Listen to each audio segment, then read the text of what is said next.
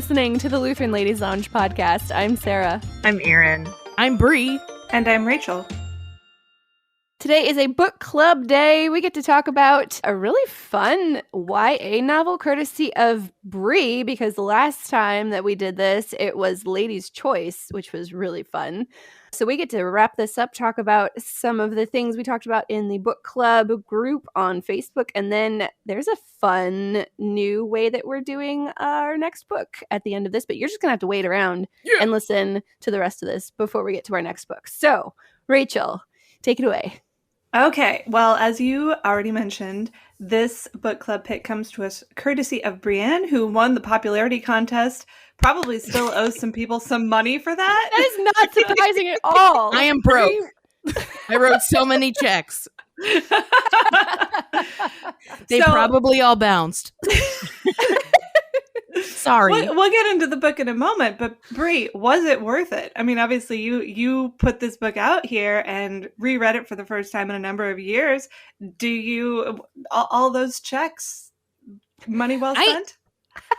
I think so. I really do. I'll get into my thoughts later if you want to kick it off with some different information. But yeah, I think reading it 10 plus years after the last time I read it, there were some things that were more eye-opening than I had noticed in the past. So I'm glad that Wait a second. When did you read it the first time? I actually read it. The first time I read it was in 6th grade, which was not 10 years ago. Right. Okay. And then I read it in college a child. It was like a adolescent literature class. Okay. So this is the third time. You read it like once a decade is what it's exactly. Yeah. Let's mark your calendar. See you in 2030, everyone. Ellen Raskin. I'll see you in 2030. So this dearly bought book, and I guess we should go back for those who are new to this conversation. Our book club book for the month of January was The Westing Game by Ellen Raskin, written, I believe, in 1978, and it won the Newbery Medal in 1979. Very patriotic book, which came up several times in our conversations, which isn't surprising because in the late 1970s, everyone was still high on that 1976 bicentennial. Right. So the patriotic themes that today, seem a little quaint, would have been very au courant at that time. And this book is a murder mystery, sort of. As my 6th grader pointed out in her book review of the book this last month, because she read it right before I did, she said, there is actually zero murder in this book. And you go back through and you're like, yeah, you're right. It's a murder mystery with zero murder, which I suppose is appropriate given that it's written for, middle schoolers. But it was a great mystery. A lot of people really enjoyed the twist at the end. I won't spoil it here. We might, fair warning, accidentally spoil it later in the episode, but you've had 2 months to read this book, so that's on you. You've actually had, almost 50 years to read it? Yeah. Right? Yeah. So what are you waiting for, the Blue Fairy? But it's a short enough book. You could totally just pause this podcast and go read it in 2 hours and come back. So do that, then come back. We won't intentionally spoil it, but these things happen when you're talking about books.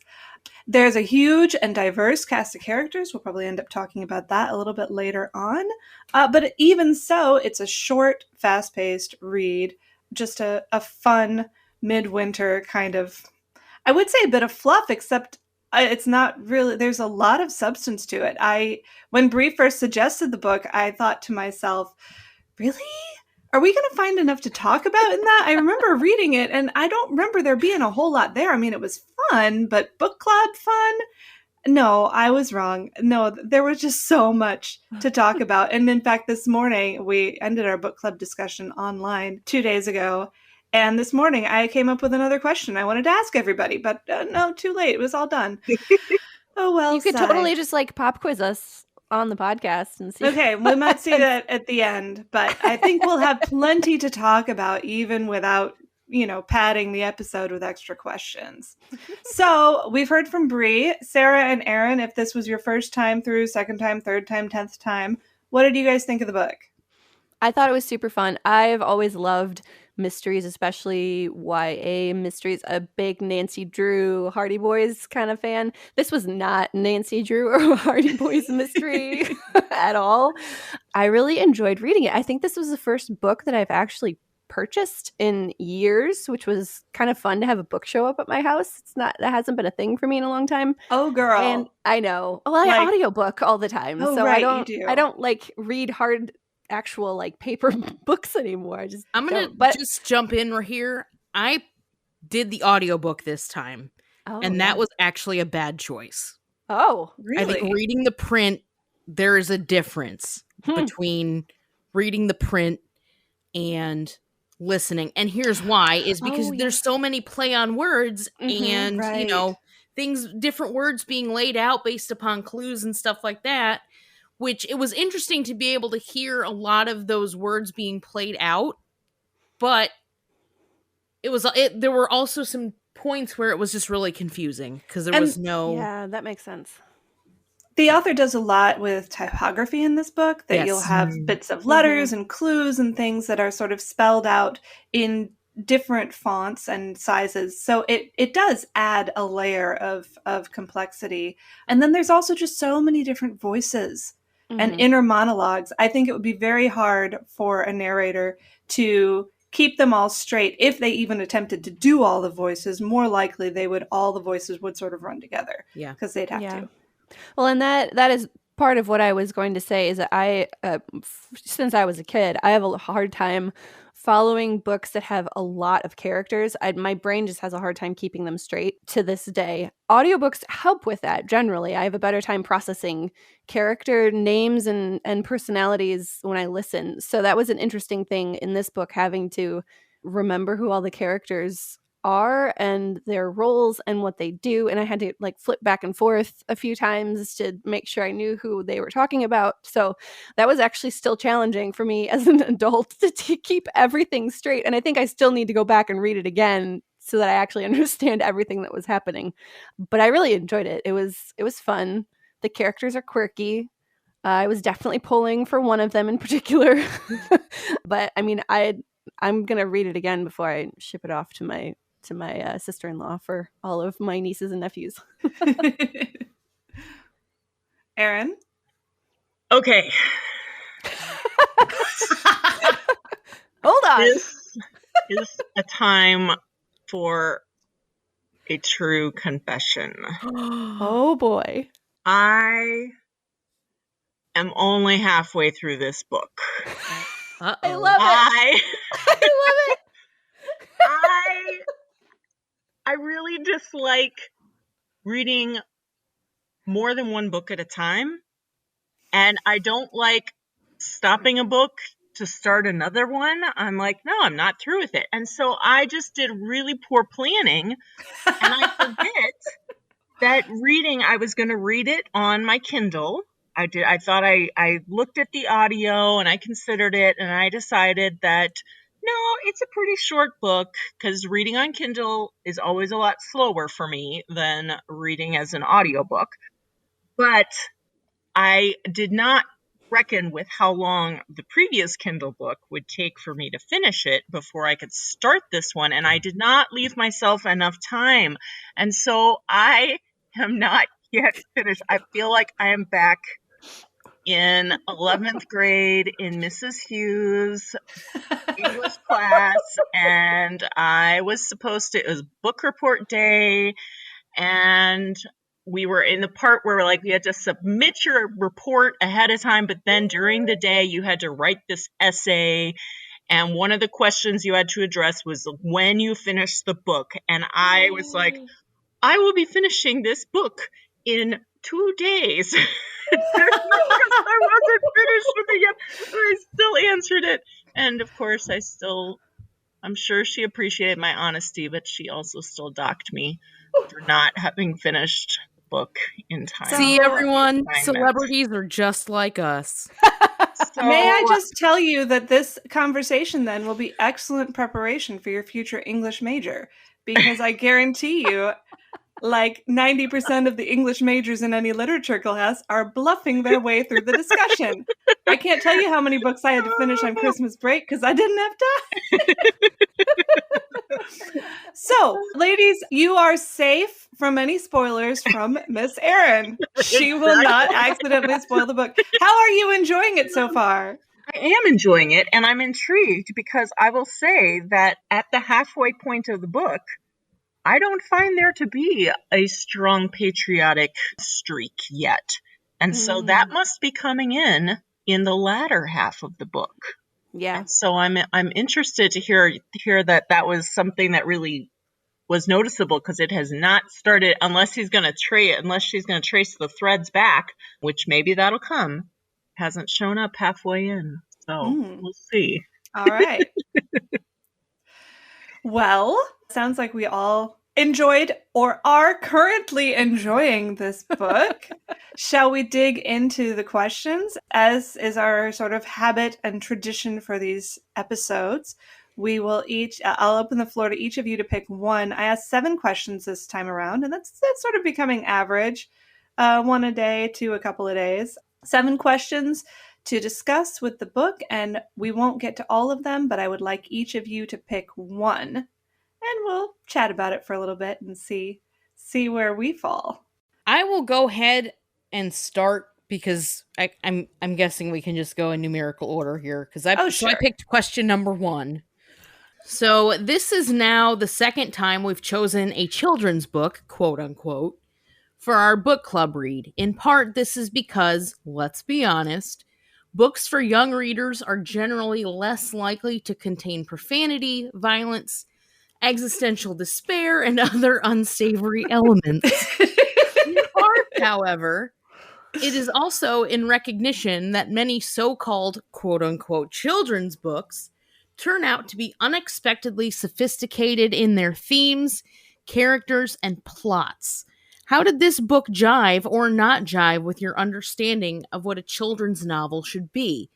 Did you read it differently as an adult than you might have done as a child or a teen?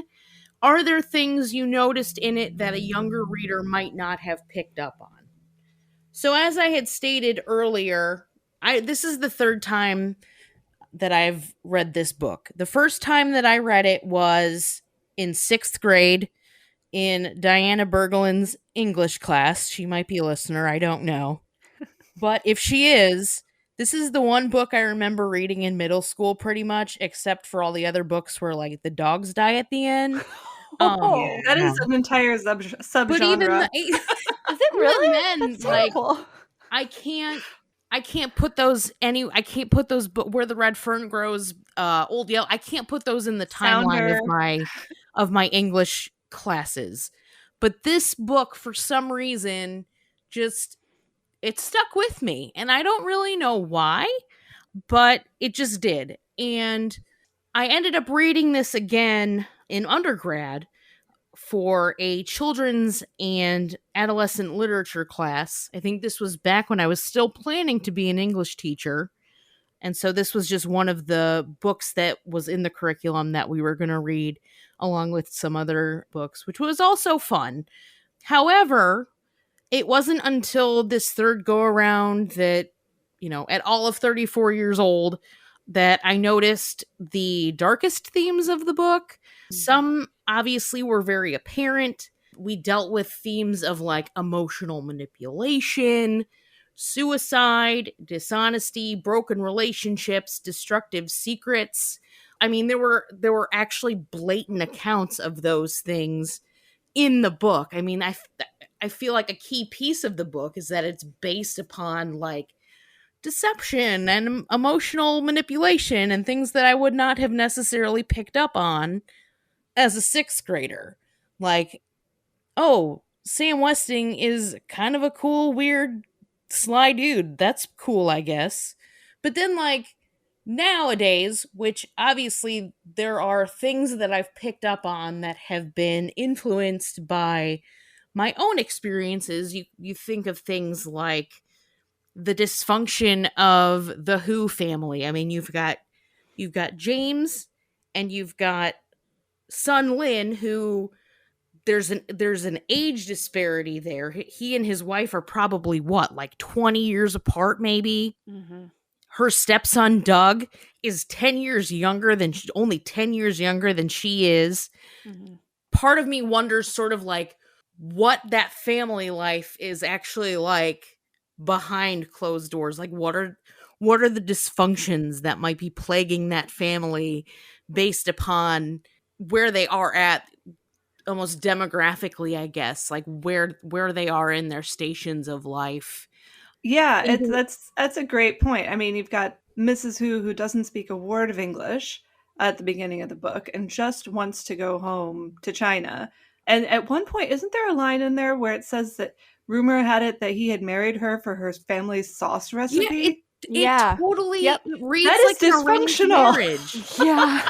It's like totally an arranged marriage deal. And like, you don't really know if there was even like love there, because what was he doing?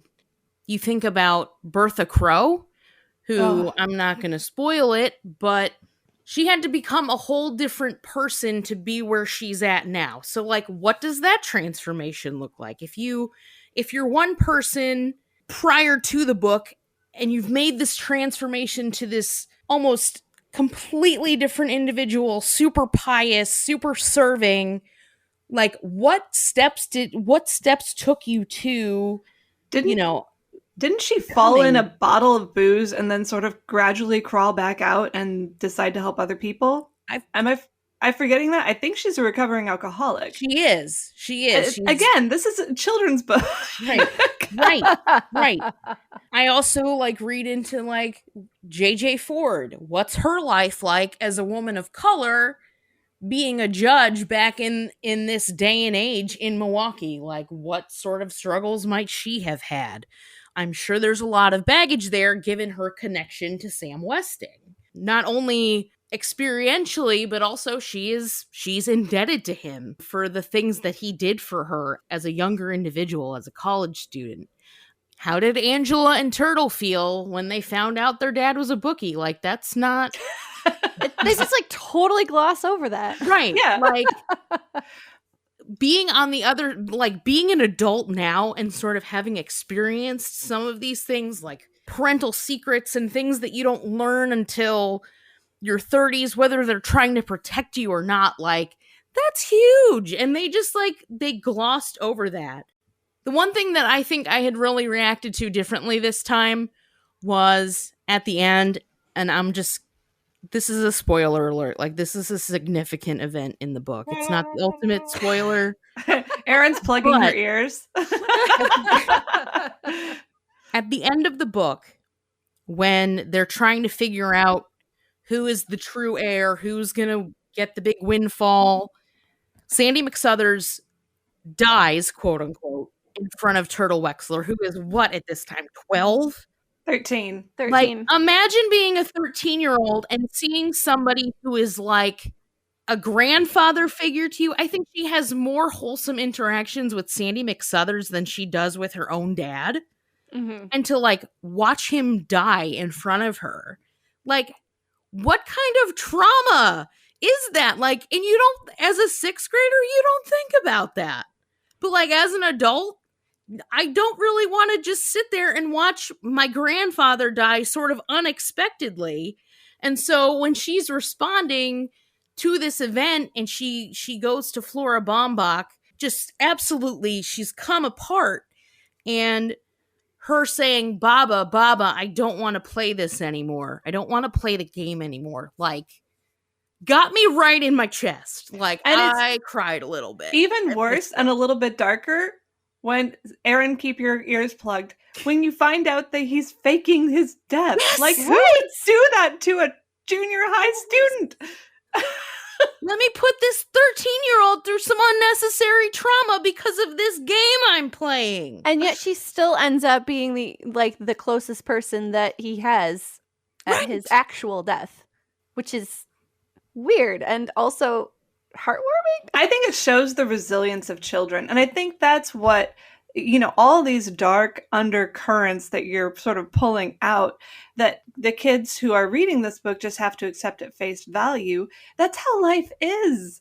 it's not all puppies and rainbows, and kids absorb a whole lot of things that you kind of think that they shouldn't, or that you hoped that you hadn't exposed them to. They're not stupid. They know the world is a weird, messed up, broken, wonderful place.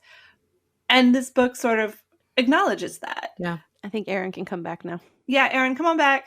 Okay. What's coming? I know, I put you on mute.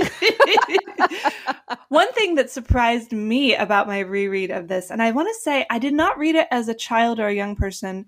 I did read it in my early to mid 20s when I was spending a lot of time, mid to late 20s maybe, spending a lot of time in the children's section of the library with my little kids, picking out, like picture books for them and, middle grade readers and YA books for me because I'm here anyway.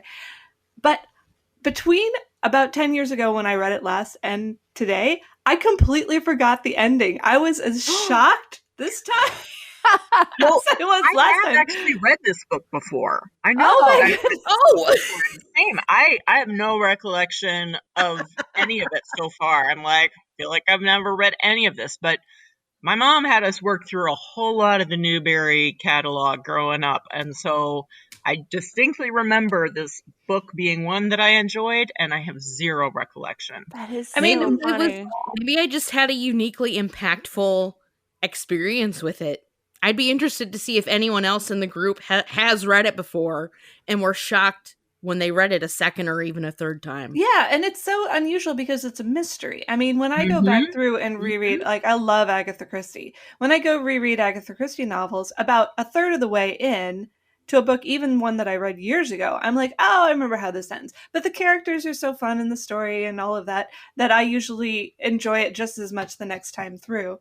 But to start a mystery and get half and then 2/3 and then 3/4 of the way through and still not remember how it ends, I just think that's cool. Yeah. So one thing I am going to add to this first question is just, this is our third young adult book. What Is were it the really? other ones? We've had The Year Down Yonder and Yeah. Jacob I Have Loved. Oh, that's Oh, you're right. Oh, that's Right. right. So Oh, this is dang. definitely our third, and I think they've all been Newbery, haven't they? I think I so. think so. Yeah, actually. Like your mother, I love the Newbery shelf. Yeah. There is a practical reason for that, and I laid that all out in the But I think reflecting, this is easily the darkest of the three. Yeah. To me. I don't know. Jacob Have I Loved went some really weird places for me. Yeah. That's true. Yeah. I don't think I wrote it in my response to this question, but Brie, I agree with you that there were so many backstories of people because of all the like really in-depth 15-hour novels I've been reading lately. There were so many of the family backstories that I wanted to know and I wanted to be fleshed out. But if you you can't flesh those out in a YA novel because it's obviously going to be kind of disturbing stuff. I want to send all of them to therapy. Like, I just... Yeah. Sun Towers, like, yes. There's so much more I want to know. Like, Yeah. there needs to be like it's an 18 and up novel that just like tells you all the backstory. Westing Game of all these Reunion, people. they're all in therapy. I'm writing it. Fan fiction. Oh, too fun. All right, we should probably move on. Sarah, you had the next pick, I think. What question are we Yes. talking about? I have question number 2, and it's long, so I'm going to summarize. The book houses an enormous amount of diversity in one apartment building. There's this cross-section of humanity in this small group of characters. And at the beginning of the book, the Sunset Towers, where they all live, is the only thing that brings them together, and there's a lot of suspicion and misunderstanding and even some enmity. And by the end, though, the Westing game has made them into one big family. So how does a crazy murder mystery puzzle and the clever, eccentric, generous soul at the center of it knit these disparate people together into a vibrant community throughout the course of the book? And thinking more theologically, which was a fun part of this question, how does Sunset Towers remind us of the church, where people from every nation, from all tribes and peoples and languages, are likewise brought together by one who, kind of like Sandy McSuthers, had no form or majesty that we should look at him, and no beauty that we should desire him. So I thought it was interesting thinking about all of the different people that come together, and I like sociology, like thinking through people's reasonings and how they interact with each other, and the differences between the beginning of the book and how people were treating each other at the beginning versus how they were treating each other at the end is almost a 180 shift for a lot of them. And they've found all these new relationships out of things, relationships that you never would have put together at the beginning of the book had it not been for this game that paired people off in very unlikely pairs. Like when he was pairing people off, I was like, why are you putting those people together? That makes no sense. I was mad at him for pairing people off in the way that he paired them off because it didn't make any sense. I was like, how are they going to get along? But they do in these like crazy ways. And you have these bonds come out of it that are literally, yeah, it's like these crazy friendships that come out of it. Like Turtle and Flora Baumbach, like they're inseparable. Who would have thought that at the beginning of the book that Turtle would have had formed this bond with this other woman? It does make me sad though that her relationship with her mom is nowhere close to that, and there's no resolution to that relationship, which makes me kind of uncomfortable that we just like don't. But that's a whole different thing with that's Grace life. Wexler, too. That's life. I mean, we want to think that every dysfunctional mother-daughter relationship sees some resolution and a place of peace and love and harmony. But no, sometimes you just carry those wounds into adulthood and you don't hate your mother, but you're never going to be close. Yeah. Because Grace changes during the process of the book, but that part of their relationship is never resolved. Like it's a weird thing. I also find it, I don't know if this is a spoiler, Erin, if you found out about it. Okay, so Seidel, not Sybil. Not Sybil. She is the mistake in this book, and yet she finds a way to fit in anyway. And someone in the comments was like, was she actually a mistake? Or was she not actually a mistake? And okay, this is going to be a spoiler. I'm sorry. Because Sam Westing is there the whole time. He would have known at some point that she wasn't supposed to be there. And yet the game plays out. Good point. Anyway, and he keeps her. Ooh, I'm hitting stuff. He keeps her in the family of these players, even though she's not supposed to be there. And he more than likely knows that because he's there the whole time. Well, like that was a mind-blowing thing for me to realize. He was also Barney Northrup, who was the estate agent who... Right. So he could have definitely rescinded the invitation immediately. Exactly. And yet he saw something in this woman that she belonged to this group. Right. Yeah. Okay, Erin, you can come back. And it's what I thought was interesting about that, thinking about it theologically, is that a lot of times, in the body of Christ, we may have these people that are around us where we're like, I don't know if you really belong here. And maybe you don't quite fit in, or you aren't part of this Lutheran bingo that we like to play with each other. And you don't actually have any points in this Lutheran bingo game. And yet we're all part of the body of Christ. Christ died for everybody. We are all brothers and sisters in Christ. And so there's that parallel that we all do actually belong, even if we don't feel like it, or if other people don't think that we do.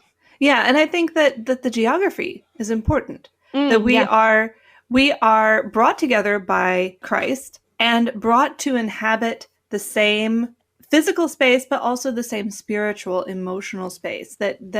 And sometimes that creates some sort of uneasy relationships, at least for a time. But it gives us the opportunity to develop empathy, to get to know other people, see other sides of the story. And when the church is doing what the church does, it's building community between people that, to the outside world, you look in and go, really?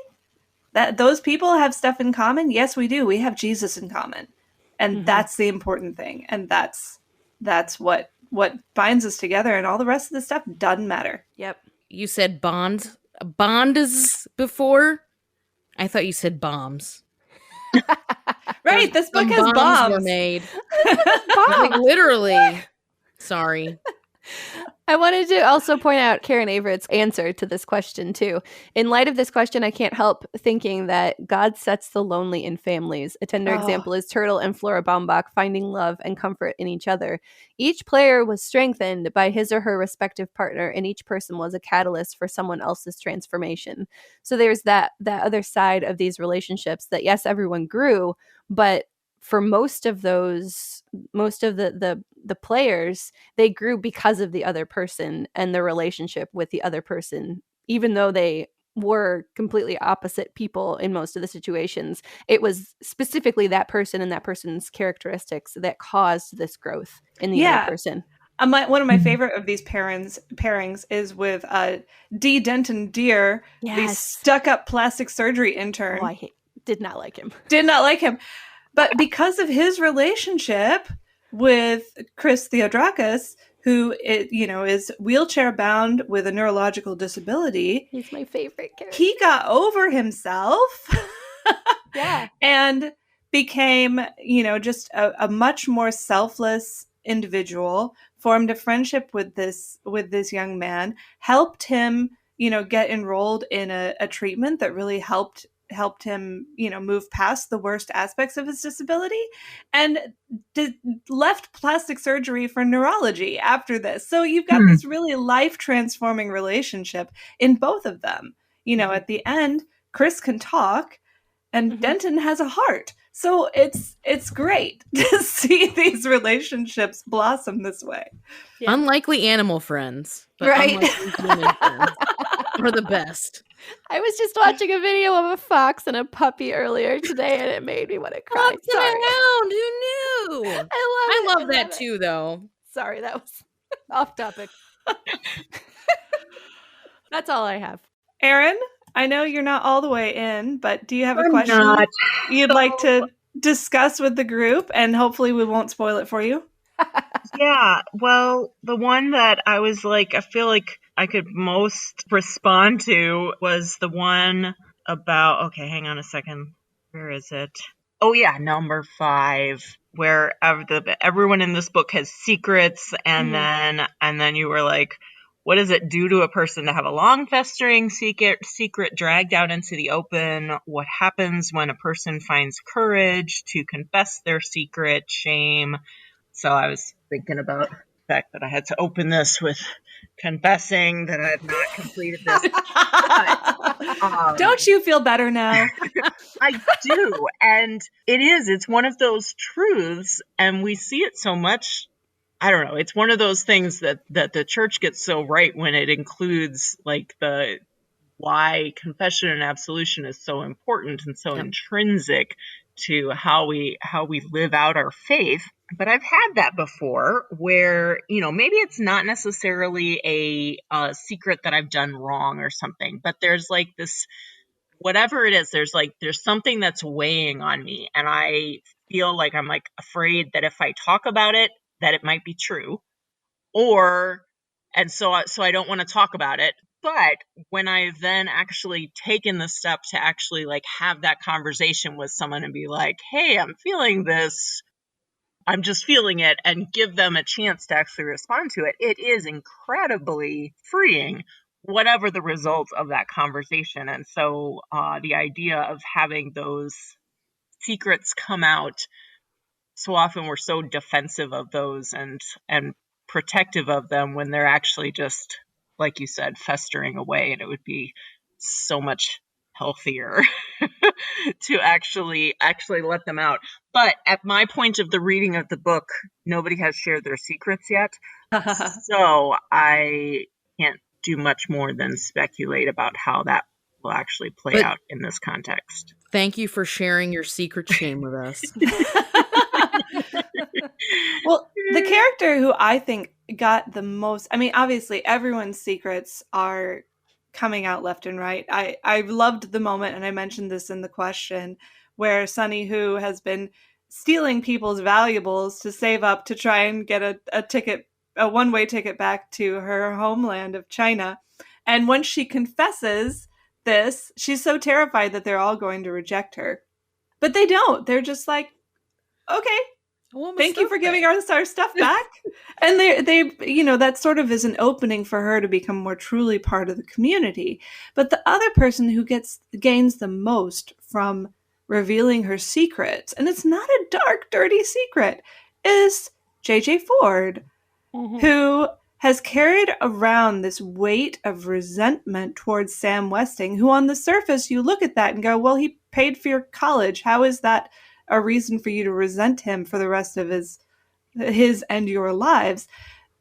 And the fact that the Westing game pairs her with a person with whom she can confess this deep, lingering resentment allows them both to move forward into a place of peace. And I think that she comes away from the whole thing liberated in a very powerful way. And I was thinking of this as I asked the question, and I asked, maybe I got a little too personal here, asking people, have you ever had a secret like that? And as I asked the question, I thought, yes, I have had a secret like that. Nothing illegal or immoral, but a secret resentment that I was allowing to fester and revealing it to a trusted friend, my husband, and God, not quite in that order, but, it allowed me to really, really live life more freely, more at peace, in better harmony with the people around me, and that this is a very, very vital thing. So if you have a festering secret, get it open. Let someone drag it out of you or something. Don't carry that burden. It really is quite freeing, even if it's only one person that you tell.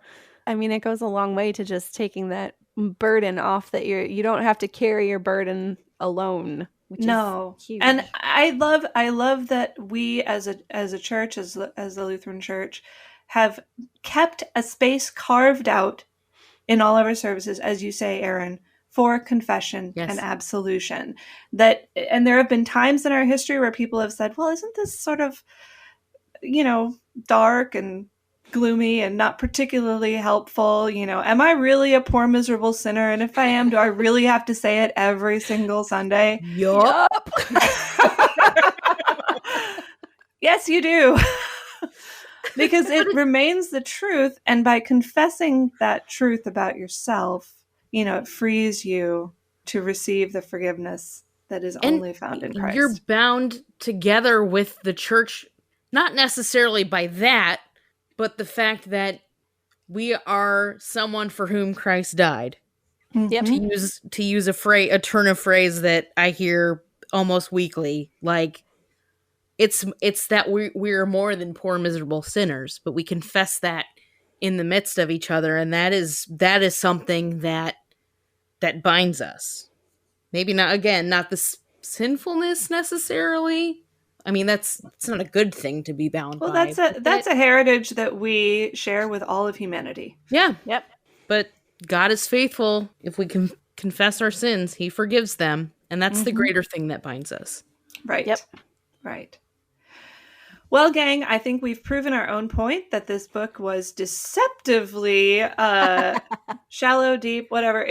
I thought it was shallow. It wasn't shallow. It was deep. Might have a fluffy veneer on the outside, cute kids mystery, but underneath there's hard bedrock that you can you can have some good conversations about. So thank the three of you for reading with me, but also everyone out there in listener land, and especially to those who participated in our online book club discussions. Wow, you ladies blow me away every time with your insights. Like, I see new and cool things in every book we read together. So, speaking of books we read together, let's talk about our next book we read together, shall we? Yay! I love this part. Okay, so I was thinking I wanted to do something new and different, and then I thought, no, I don't. I don't want to do something new and different. I was looking back over the list of books that we've chosen from over the last year and a little bit here, and I realized that I'm still a little bitter speaking about festering secrets, still a little bitter about some of the books that we chose not to read. Hear it, girl.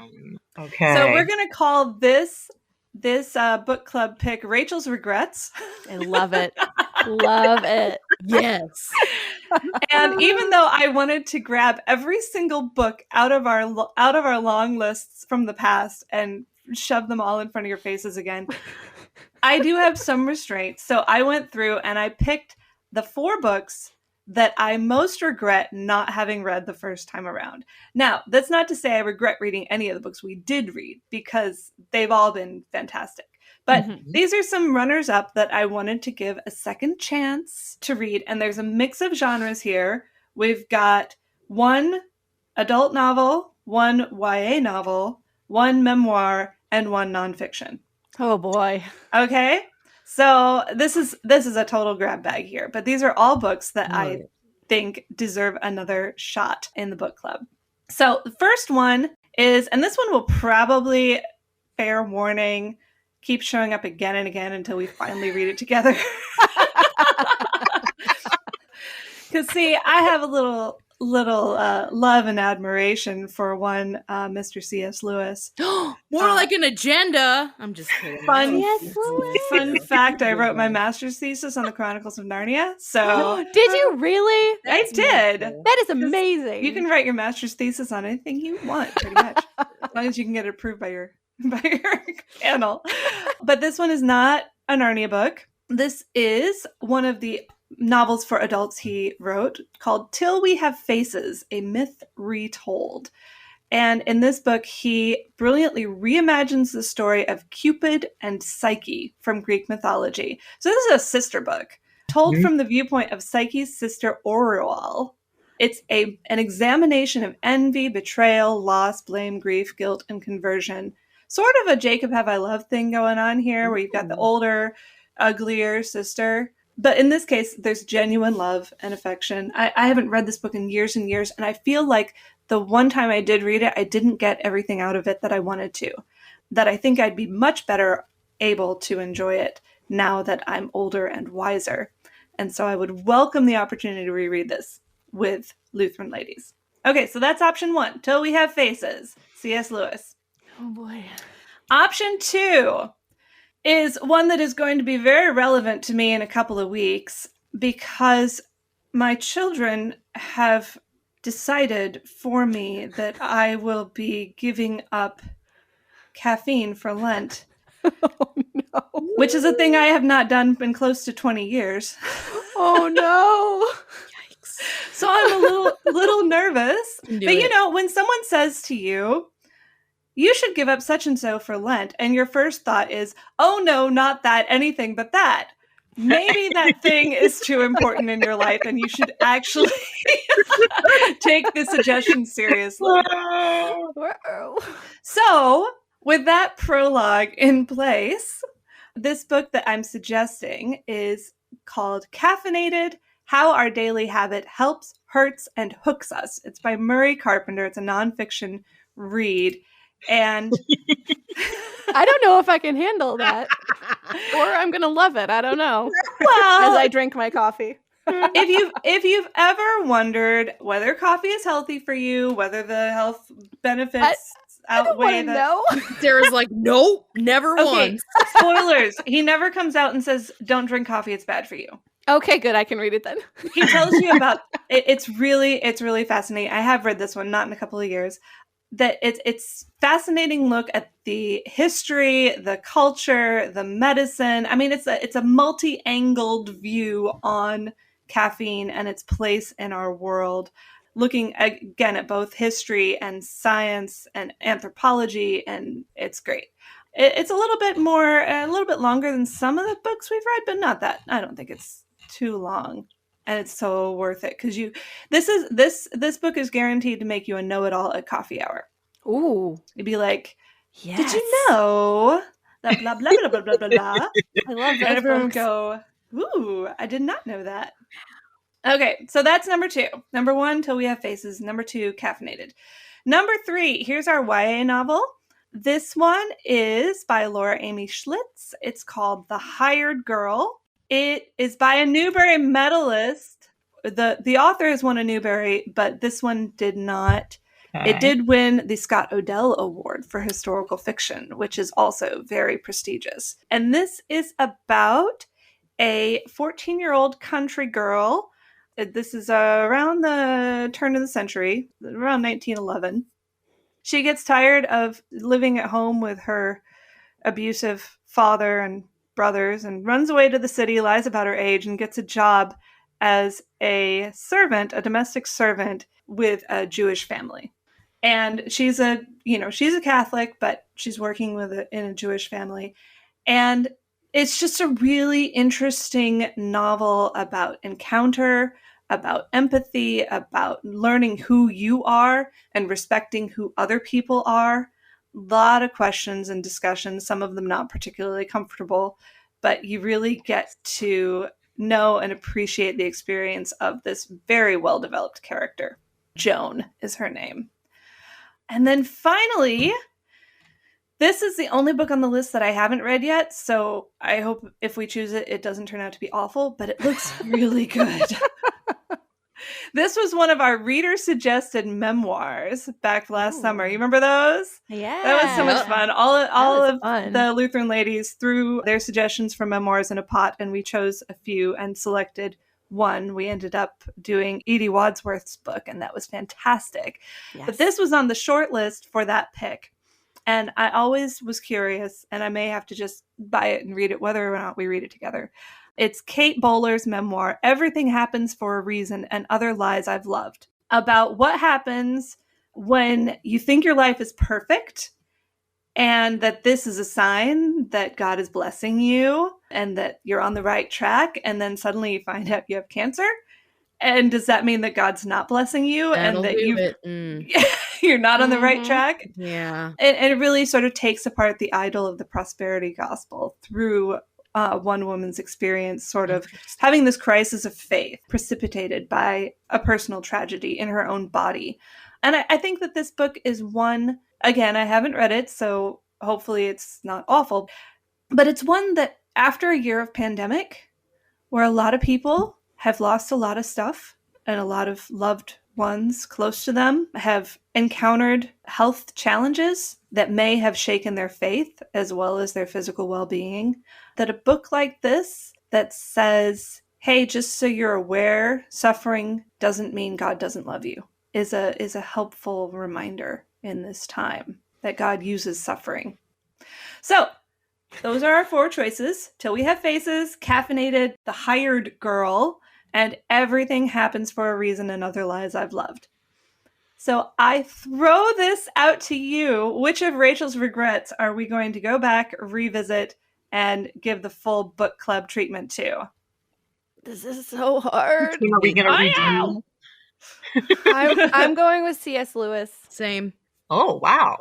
Wow. I mean, that would be fine. I have read that book before, and like Rachel, I would be interested to see what my take on it was at this point. You don't want a 12 Angry Men this? No. We can have an entire episode, sequel to this episode where we just argue about books for an hour. I mean, people would love that content. Because like The Hired Girl, that's fun, but we have just done a YA, YA book, so having a little variety there is appealing. The Everything Happens for a Reason and Other Lies book also sounds really interesting. So that would be my other choice. But yeah, I would be happy to read Till We Have Faces and see what I get out of it this time. And then it won't show up again on another list. That's true. That's. I did sort of hold a gun to all of your heads about it. I've been meaning to read more C.S. Lewis, so that's partially okay. My own personal fair warning, and it's it's been years since I've read this. If you're looking for Narnia, this ain't it. No. If you're looking for the space trilogy, this ain't it. I haven't read that. Oh, you should. It's so good. I know. I've been meaning to read more C.S. Lewis. Putting it on a future list. If you're looking for Pilgrim's Regress, and if you are, kudos to you, because that is a weird book. This ain't it either. This is its own thing. He sort of went out on a limb with something entirely different for him, and apparently people call it his most mature novel. Oh. So whatever that means, Uh-oh. I can't wait to read it with all of you. I think this one is going to be a blast. So if you listen to this book, which I did the first time, and I will probably do again since I already own it, I recall that it took me a little bit to get into it. So stick with it. If at the beginning you're like, where is this going? Stick into it. The story will kick into gear, and you will the characters will start clicking, and so stick with it. That was just my own experience with it. I remember finishing it and liking it. I believe I tried reading it previously and abandoned it. And then I went back and tried it again, and it worked. So stick with it and finish it before the book club discussion.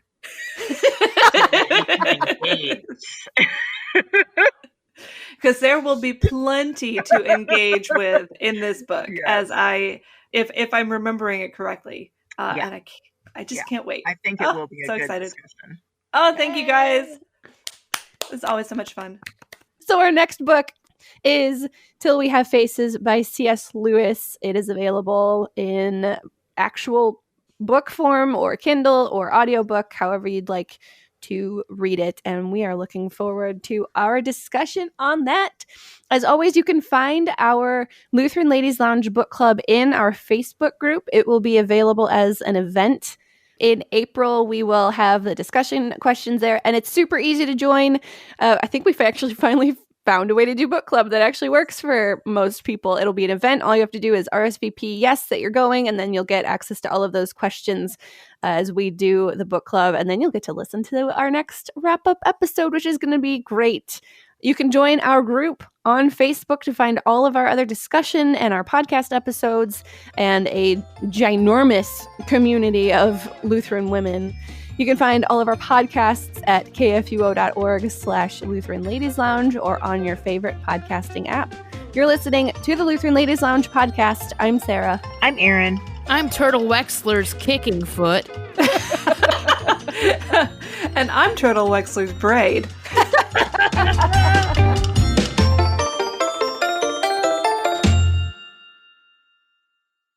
Views and opinions expressed on the Lutheran Ladies Lounge podcast may not represent the official position of the management or ownership of KFUO Radio, the Lutheran Church Missouri Synod. The Lutheran Ladies Lounge is produced by KFUO Radio and available at kfuo.org or wherever you get your podcasts. Join our community on Facebook in the Lutheran Ladies Lounge.